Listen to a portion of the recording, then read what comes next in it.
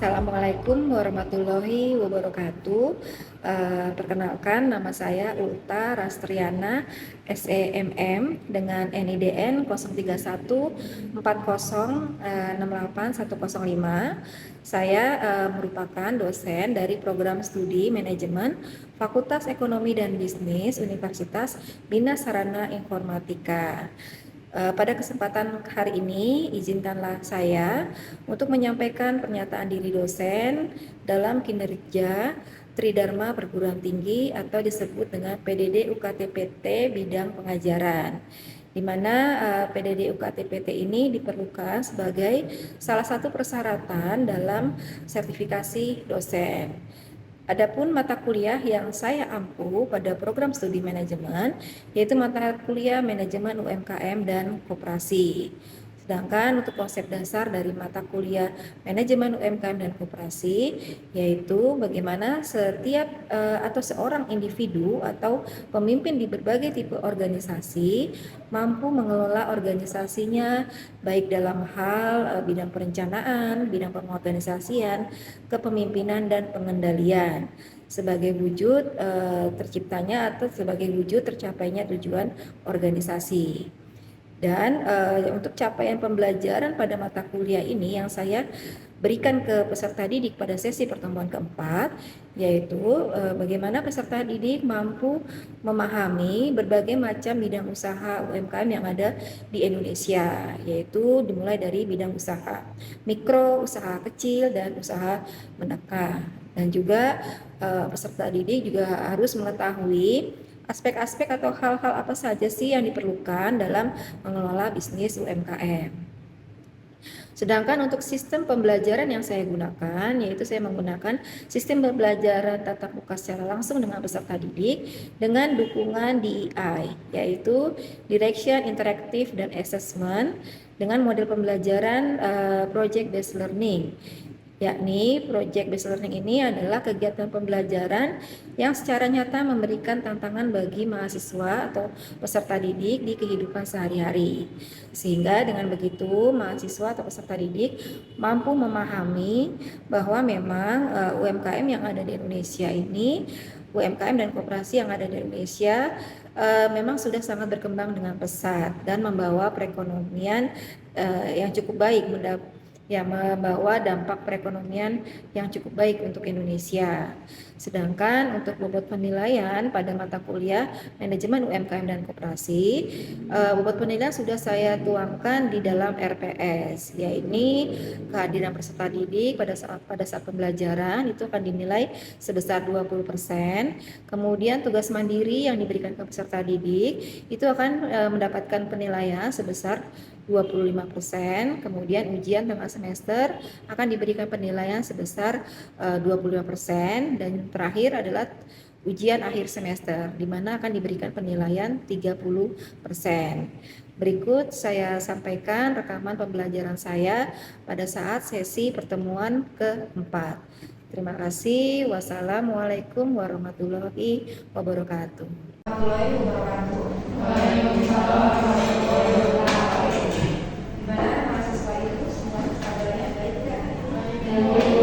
Baik ya, oke. Baik, untuk pertemuan hari ini kita masuk ke pertemuan tatap muka minggu ke-4 ya. Oke, untuk materi yang akan dibahas untuk hari ini yaitu mengenai bidang-bidang usaha UMKM dan aspek-aspek apa saja sih yang perlu diperhatikan dalam membuat bisnis UMKM ya. Nah, ada pun capaian pembelajaran pada mata kuliah manajemen UMKM dan koperasi yaitu bagaimana setiap peserta didik yaitu mahasiswa ya mampu memahami ya berbagai macam bidang-bidang usaha UMKM seperti usaha mikro, usaha kecil, usaha menengah ya. Begitu juga dengan ciri-ciri dari usaha mikro, kecil dan menengah ya. Oke, kita lihat dulu mengenai bidang usaha UMKM. Nah, kalian tahu kan kemarin sudah dibahas ciri-ciri UMKM itu kan dari usaha mikro, kecil, dan menengah. Usaha mikro masih ingat berapa orang sih masih muncul dari dia? 1 sampai 4 ya. Oke. Kemudian kalau usaha mikro itu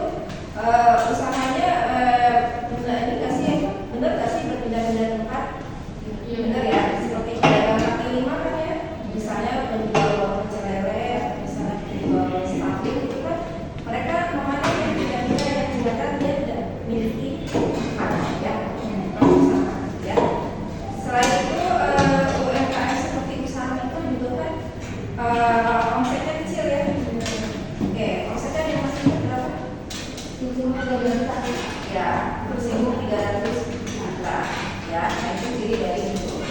Nah, sedangkan usaha kecil pastinya lebih besar dari usaha mikro, yaitu tenaga kerjanya lebih besar ya, lebih banyak ya. Karena modalnya terbatas, mereka juga dalam melakukan perdagangan tidak bisa melakukan penjualan barang secara ekspor impor. Ya, misalnya menjual produk sampai ke luar negeri itu belum bisa dilakukan karena terbatasnya modal, ya, seperti itu. Dan juga kalau usaha kecil, ya, itu si pemilik usaha belum mampu memberikan gaji sesuai dengan yang diharapkan oleh para karyawannya. Ya, balik lagi kan modalnya terbatas ya untuk usaha kecil. Itu ciri dari usaha kecil. Selain dari tenaga kerja dan omset ya, ada ciri lainnya. Nah, yang ketiga yaitu mengenai ciri dari usaha menengah ya. Usaha menengah masih lebih besar lagi kan ya? Iya. Baik dari tenaga kerja ya. Berapa tenaga kerja masih? 20 sampai 69. Ya. Menurut Badan Usaha Statistik 20 sampai 99 orang ya. Dan kalau Badan Usaha Menengah ini dia sudah memiliki jaminan sosial bagi karyawannya. Contohnya apa? Seperti BPJS Kesehatan, BPJS Ketenagakerjaan, ya. Kemudian kalau badan usaha yang menengah, mereka sudah memiliki izin legalitas perizinan seperti SIU, kemudian TDP, kemudian NIK, IUMK, yang berarti dia usahanya sudah diakui nih sama pemerintah setempat. Kemudian di sini ada bidang-bidang usaha UMKM. Nah, sekarang itu tanya, kan sekarang banyak orang berbisnis bidang kuliner ya, tetapi tidak bidang kuliner saja, ada bidang usaha lainnya. Misalnya bidang usaha sebagai bidangnya di bidang pertanian. Mungkin ada yang mau kasih contoh apa sih yang hasil buminya bisa dijual lalu bisa mendatangkan keuntungan kelas bisnis bagi orang tersebut? Beras. Ya, beras. Beras kan itu si petani bisa menjual berasnya ya, kemudian bisa mendatangkan keuntungan kan, otomatis mendatangkan bisnis buat si petani itu ya.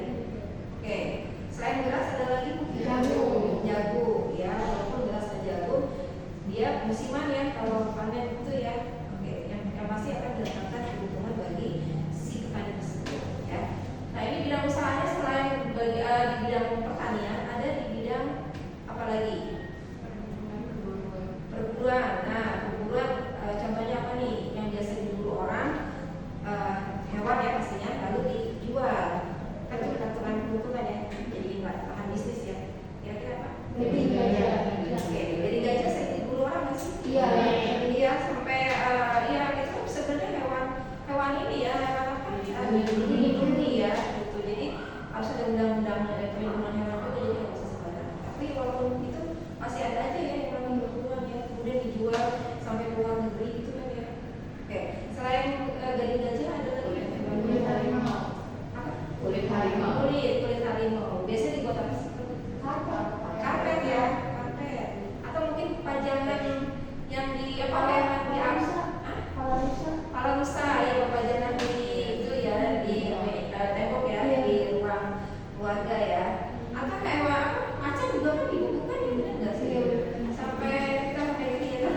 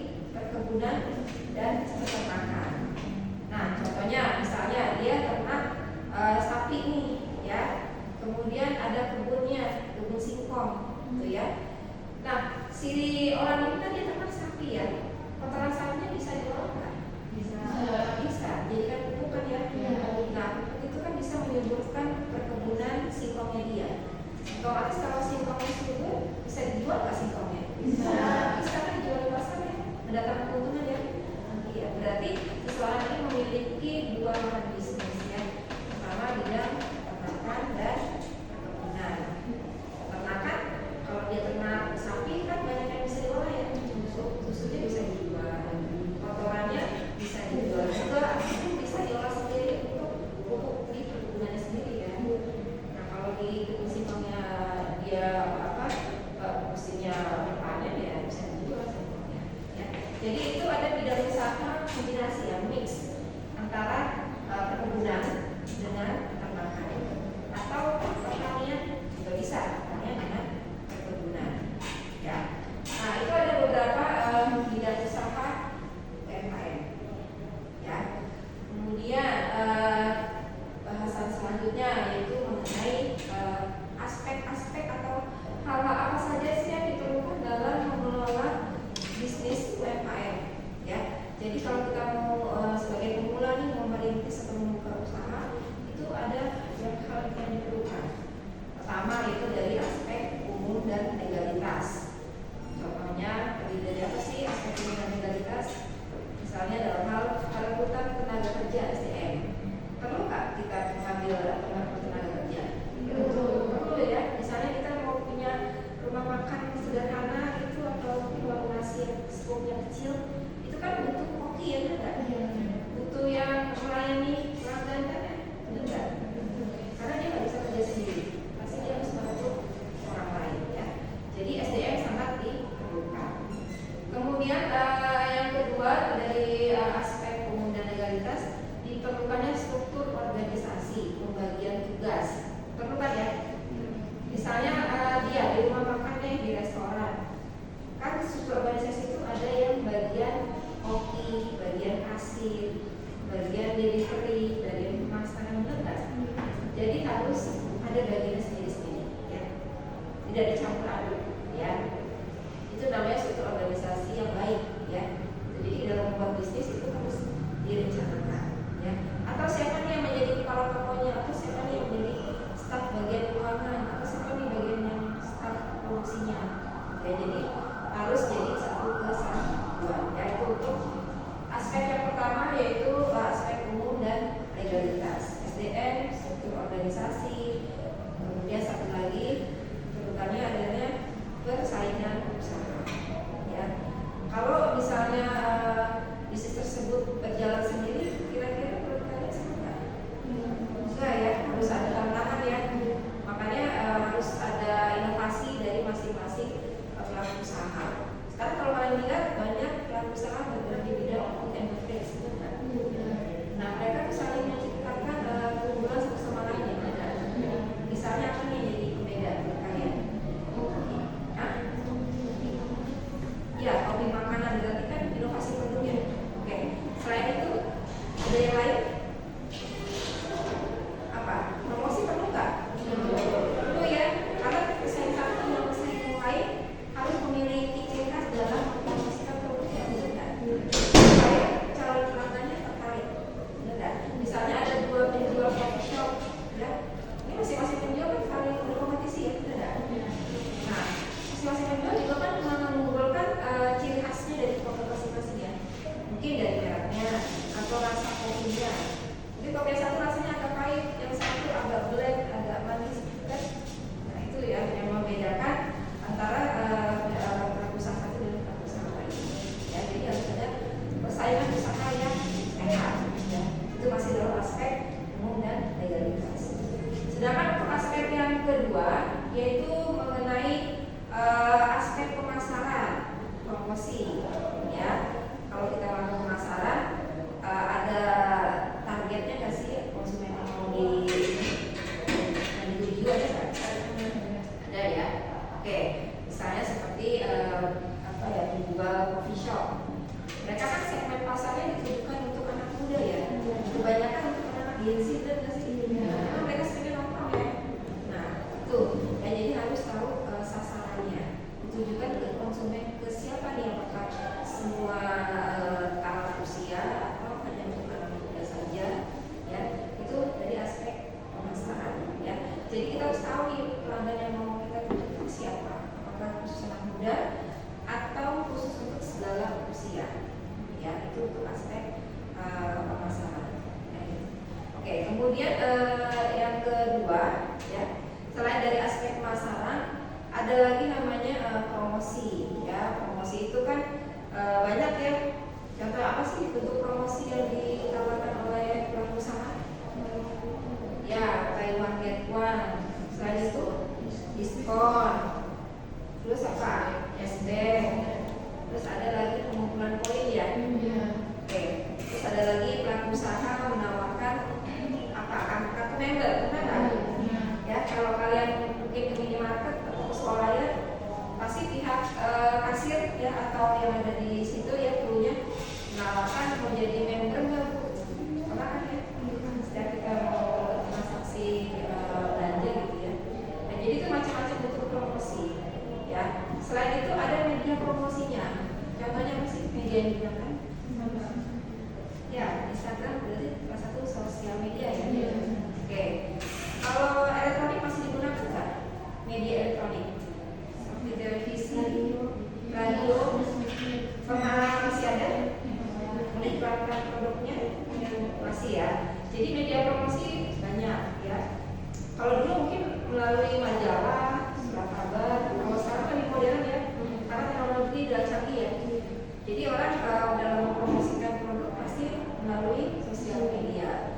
Bahkan kebanyakan mereka berusaha merekrut para selebgram atau influencer, benar supaya menarik, karena masing-masing selebgram influencer kan udah punya followersnya kan, dan dari followers itu bisa mendatangkan keuntungan, ya bisa menarik keuntungan, ya. Jadi kalau kalian suka ngecek-ngecek Instagram ya, status orang atau IG story orang, atau lagi artis-artis ya, itu kan suka dia mempromosikannya. Ya itu menguntungkan untuk perusahaan tersebut ya, karena selebgram itu punya followers banyak ya, jutaan. Jadi diharapkan followers yang jutaan ini bisa membeli produk perusahaan tersebut ya. Jadi itu salah satu media promosi di aspek pemasaran. Kemudian aspek yang ketiga dari pengelolaan UMKM itu aspek produksi ya, mengolah produk atau bahan mentah menjadi produk saji siap dikonsumsi oleh pelanggan ya. Contohnya kalau proses produksi kita bekerja sama supplier kan, butuh kan. Misalnya kita membuat produk apa ya, makanan siap saji, misalnya apa nih, ayam goreng gitu ya. Kan kita perlu cari supplier yang ternak ayam ya, benar nggak sih?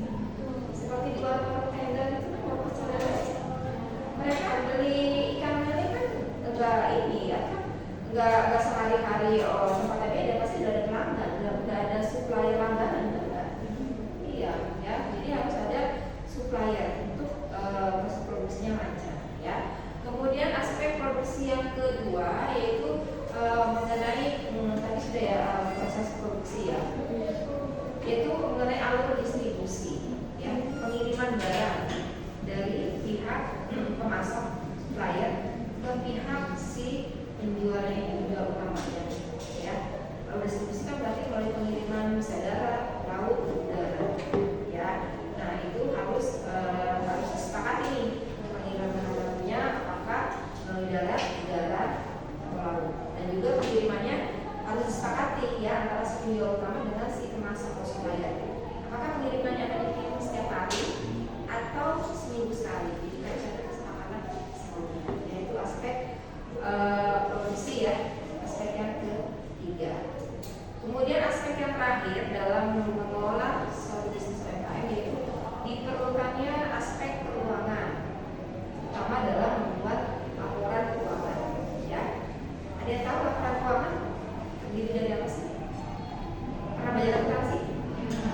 Yang kalian ingat laporan keuangan itu ya, laporan laba rugi itu harus diperlukan ya, supaya si pelaku usahanya bisa mengevaluasi nih dia selama berbisnis apakah mengalami keuntungan atau kerugian. Nah untuk membuat laporan rugi laba itu ada periodenya ya. Misalnya 1 tahun terakhir dia mau cek nih usaha yang dia bangun apakah mengalami kerugian atau mengalami keuntungan ya, sebagai bahan evaluasi ya. Selain laporan rugi laba, aspek keuangan lainnya kira-kira apa nih? Neraca ya, neraca berarti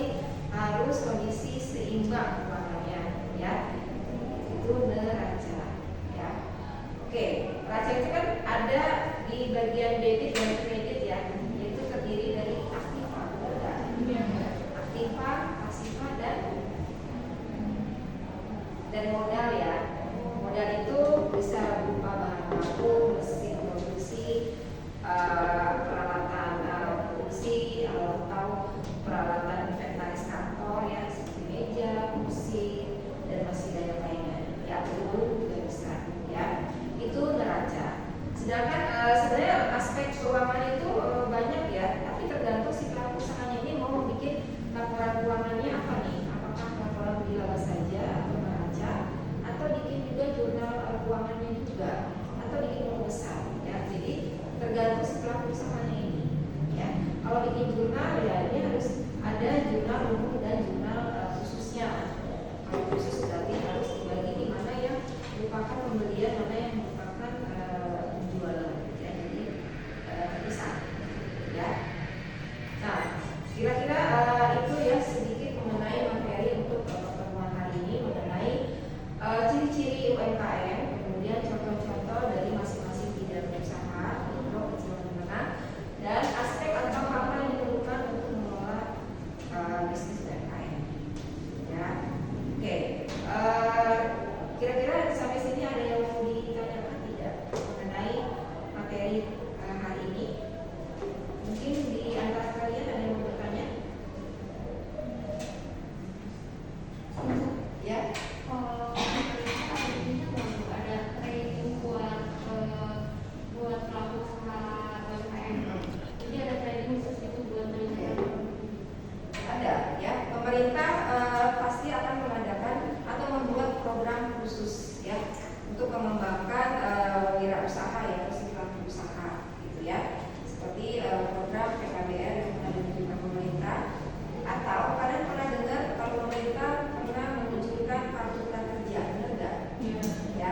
Nah, kartu prakerja itu sebagai impact terjadinya COVID ya di Indonesia ya, sehingga mengakibatkan banyak karyawan yang diberhentikan dari pekerjaannya. Otomatis dengan itu pemerintah mengalihkan orang-orang yang hilang pekerja itu dialihkan supaya bisa mencari penghasilan di bidang lain, itu dengan cara berwirausaha ya.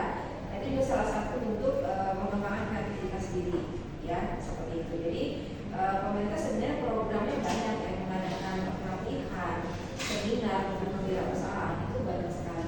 Kalau mahasiswa melihat kan banyak di media sosial juga mengajak kita untuk mengikuti kegiatan-kegiatan seperti itu ya, mengembangkan kewirausahaan, terutama dari seminar, webinar, pelatihan itu banyak sekali. Ya, oke. Mungkin ada lagi pertanyaan lainnya? Oke. Terus itu kalau banyak pertanyaan ibu yang tanya ya. Oke. Menurut kalian perkembangan UMKM di Indonesia ini sudah sangat pesat belum sih kalau kalian lihat sehari-harinya? Sudah pesat ya. Karena banyak sekali orang dengan modal kecil saja sudah bisa membuat UMKM, benar ya? Ya. Karena mungkin mereka pikir kalau membuat UMKM itu lebih cepat mendatangkan keuntungan ya. Jadi ada penghasilan tambahan di luar penghasilan utama ya. Jadi memang sangat besar ya pengembangannya. Oke, baik. Kemudian ibu tanya lagi ya, UMKM itu berarti usaha mikro, kecil, menengah ya. Kalau membuat UMKM itu butuh modal yang besar nggak sih? Harus memiliki modal besar? Memang wajib? Tidak ya, gitu ya. Dengan modal kecil aja kita sudah bisa membuat usaha.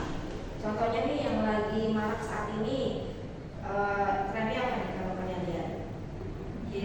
Takjil ya, berpuasa ya.